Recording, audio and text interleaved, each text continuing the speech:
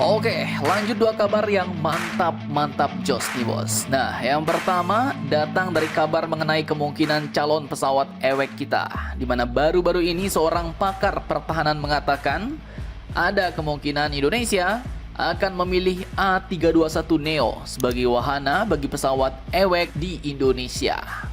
Nah, lantas pesawat seperti apakah itu? Buatan mana dan adakah contoh negara yang sudah menggunakan atau sedang membangun pesawat ewek dari platform ini? Setelah ini kita ceki bosku. Kemudian kabar mantap kedua nanti, Pak Prabowo, presiden kita pun kini lagi dikabarkan bakal segera terbang ke Australia bos, untuk bertemu dengan pemimpinnya yaitu PM Anthony Albanese. Nah, ada apakah gerangan?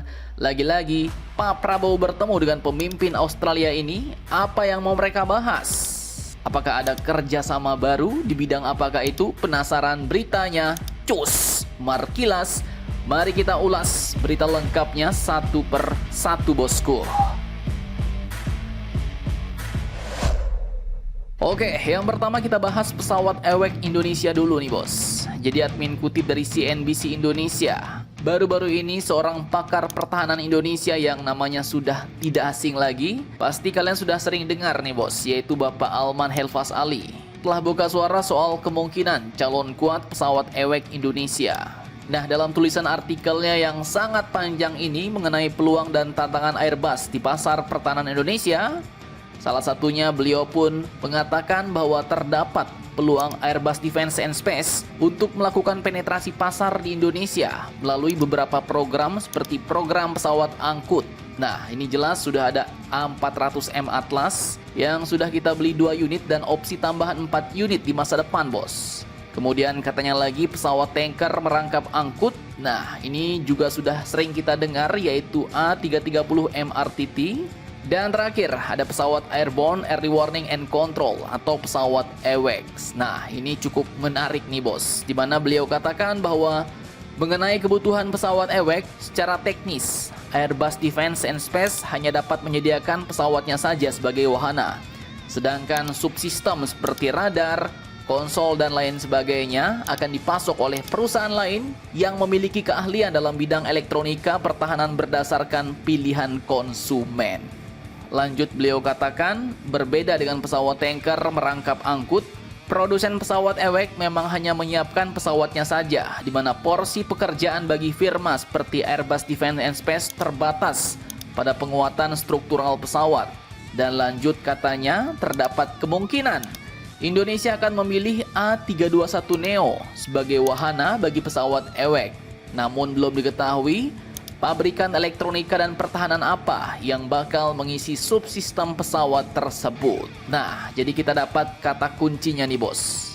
Ada kemungkinan untuk pesawat ewek Indonesia akan memilih A321neo buatan Airbus. Tapi Airbus hanya menyediakan pesawatnya doang, termasuk pekerjaan penguatan struktur untuk sistem radar dan lain-lain.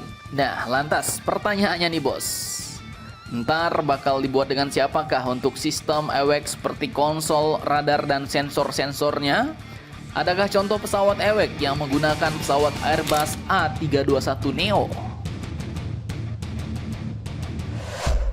Oke, jadi untuk menjawab pertanyaan tersebut ya, Mimin rasa kita nggak perlu nebak-nebak bos, tapi kita buka saja berita-berita terdahulu. Jadi admin kutip dari sumber-sumber berita berikut. Pada bulan Juli 2025 lalu, PT Dirgantara Indonesia dan Havelsan Turki disebut telah bekerja sama untuk mengembangkan pesawat AWACS nih bos.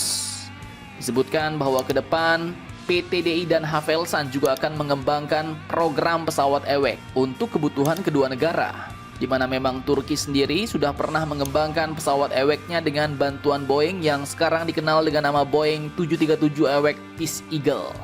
Sehingga kalau ini terwujud dan pesawatnya pakai A321neo, maka mungkin pesawat ewek kita akan mirip seperti rancangan punya India bos.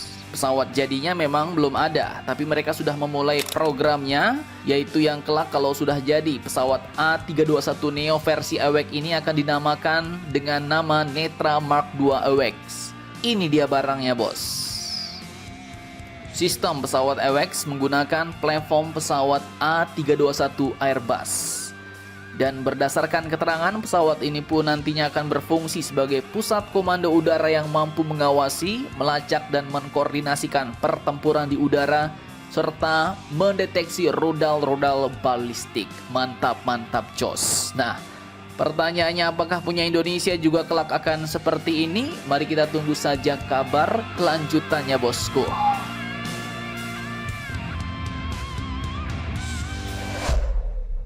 Oke, lanjut kabar kedua. Pak Prabowo pun kini diketahui lagi akan terbang ke Australia, bos. Dan tanggal 12 November besok akan bertemu dengan pemimpinnya, yaitu Perdana Menteri Anthony Albanese. Nah, ada apakah gerangan? Apa yang mau mereka bahas? Oke, jadi admin kutip dari banyak sumber berita berikut, bos. Wakil Duta Besar Australia untuk Indonesia, yaitu Gita Kamat, menyebut bahwa dalam pertemuan di Sydney nanti, Presiden Prabowo dan PM Albanese akan melanjutkan pembahasan kerjasama yang sebelumnya sudah dimulai, bos. Khususnya katanya soal ketahanan pangan, pertanian, dan teknologi agrikultur. Dimana memang ya, seperti hasil ceki-cekian Mimin, Australia ini memang termasuk salah satu negara yang paling maju di dunia dalam hal pertanian, teknologi agrikultur, dan sistem ketahanan pangan, bos. Mereka bukan cuma bisa swasembada pangan, tapi juga eksportir besar untuk gandum, daging sapi, produk susu, dan buah-buahan.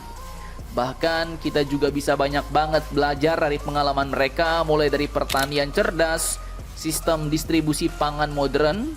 Kemudian di Aussie, juga karena sebagian besar negaranya kering, kini mereka pun telah jadi pionir nih dalam pengelolaan air daur ulang, desalinasi, dan konservasi lahan. Sehingga kita pun juga bisa belajar banyak soal pengelolaan sumber daya air dan limbah-limbah pertanian.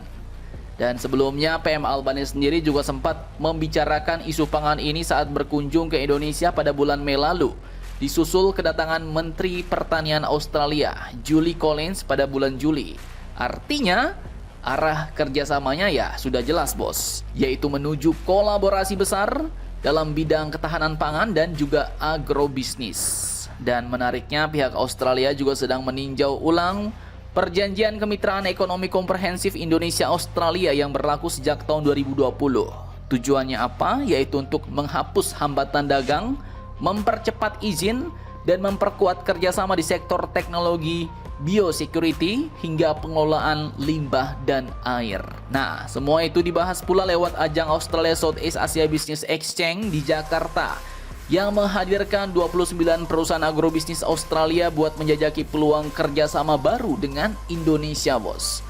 Dan kalau semua rencana ini berjalan mulus ya, bisa jadi Pak Prabowo dan Anthony Albanese akan membuka era baru ketahanan pangan dan pertanian modern antar dua negara sahabat di kawasan Asia Pasifik, Indonesia dan Australia. Mantap, mantap, jos. Nah, jadi bagaimana menurut kalian tentang hal ini? Jangan lupa komentar. Tetaplah kalian barbar dan jangan santuy terus. Demi Indonesia tangguh. Salam Indomax Indo Magazines.